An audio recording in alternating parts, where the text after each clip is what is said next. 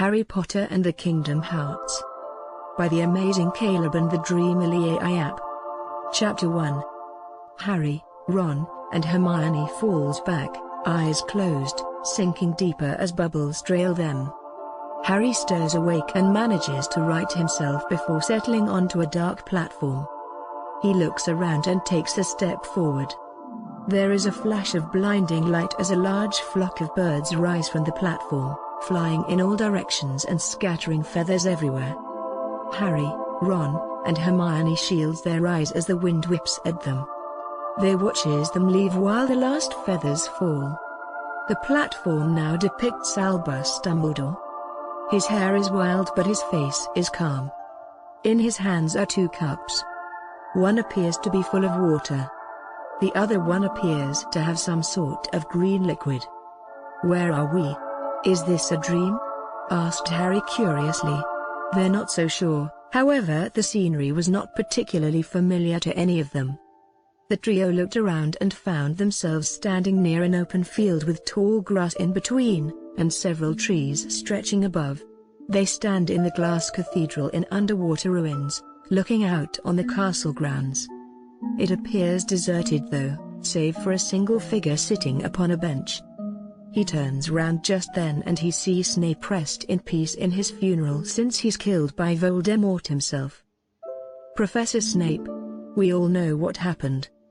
Voldemort ordered his snake," says Harry solemnly as Professor Snape rises from his place. "This must be some kind of trick," said Hermione, stepping away from Harry. She's seen Harry use this spell before in her books and has no idea why it's here. She turns her gaze back to the professor. "If you want us to believe that, you need to give us proof." She's heard rumors that Professor Snape had died over the summer, after the death of Dumbledore, which had left him without a job at Hogwarts. The ground rumbles and they looks around. The edges of the platform crumble off and the platform shatters.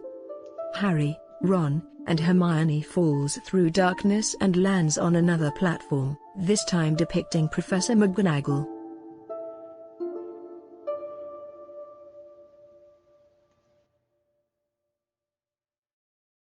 Chapter 2. This dream world is getting weird than I thought. It's different from the wizarding world, said Hermione thoughtfully as they stood on a hill overlooking Hogwarts School of Witchcraft and Wizardry. "What do you mean?" questioned Harry. "It might be an illusion. Maybe it's like our dreams and we are still dreaming," said Hermione thoughtfully as they took another look around the castle grounds. Hermione noticed some strange things happening, such as the way people walked, talking with each other, even laughing. "I don't understand how this could be real," said Ron skeptically. "Ron, have you ever heard of the shadow of things that have been, that they are what they are like in A Christmas Carol book I read? It's like that, only these dreams aren't based off of reality. They seem more like nightmares, but they are really happening.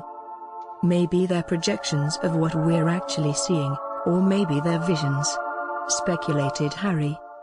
Hermione agreed. She also noticed that many of those she had passed had seemed very tired. A black void appears in the center of the platform and Harry is sucked into it. He bats the darkness away and wakes up on a multicolored platform with three silhouettes. "Harry, are you okay?" Hermione inquired, concerned about his appearance, having never seen him wake up before. "Yes, I'm fine." "What exactly were you dreaming about?" asked Harry as he stood. Hermione shook her head. "I can't remember anymore. All I remember is that there were these huge shadows all around me and when my eyes opened everything had changed. Everything was black, white, gray, and red. Then the floor shattered and I fell down. I couldn't find you guys," said Hermione sadly as she rubbed the back of her neck nervously. He sees a door near the platform edge and walks toward it. "I can't open it," said Harry. A treasure chest appears and he opens it with a wand. He turns around and a large crate and barrel appear. He smashes these items and opens the door.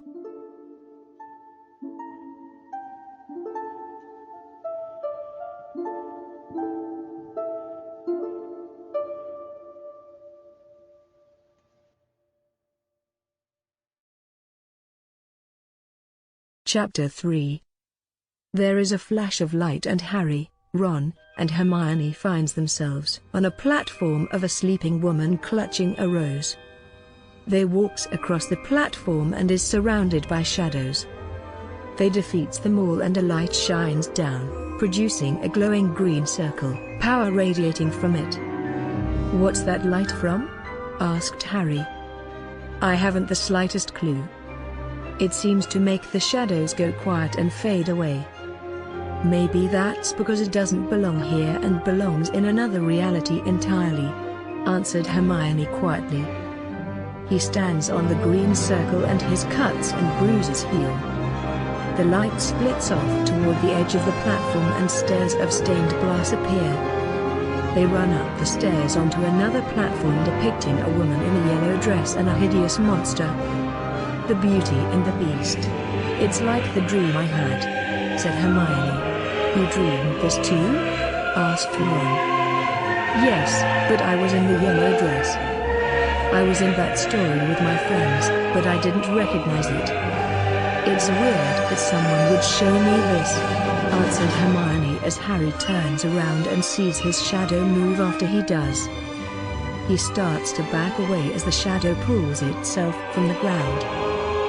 The shadow takes on the form of Darkseid as Harry, Ron, and Hermione runs to the edge of the platform, nearly falling off. They turns to face Darkseid as it rises to its full towering height, gazing at him with glowing eyes.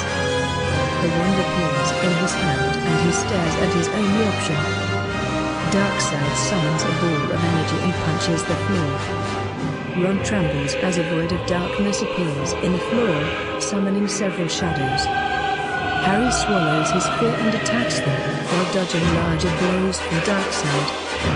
As it punches the ground again, Hermione seizes the opportunity and strikes at its wrist. Catching its attention, he jumps back and the wand vanishes from his hand.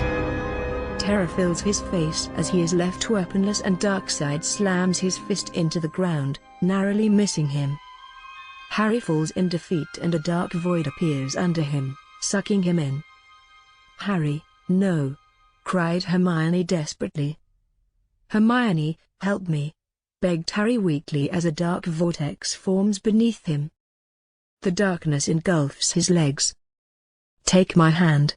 shouted Ron as he extends his arm towards Harry. Harry grabs hold of Ron's wrist tightly and they both fall. They starts to swim away as the darkness clenches onto him. His grasping hand is lost to the black abyss. "Hermione, help us!" shouted Ron as he tries to swim upwards. Darkseid raises a massive stone pillar and blocks them from moving upward. "Hermione! Don't let it get you!" screamed Ron. He tried to lift up his arms, to reach towards her, but the black hole pulled him down to the bottom of the sea. "No!" shouted Hermione helplessly. Harry lies on his back as the darkness wraps its last threads around his frightened eyes. Suddenly, the ray of light shoots out, illuminating the darkness. Harry is dragged into an unfamiliar room, the wizarding angels surrounding them. "Don't be afraid. You hold the mightiest weapon of all. So don't forget ... you are the one who will open the door," said the angel as they return to Hogwarts.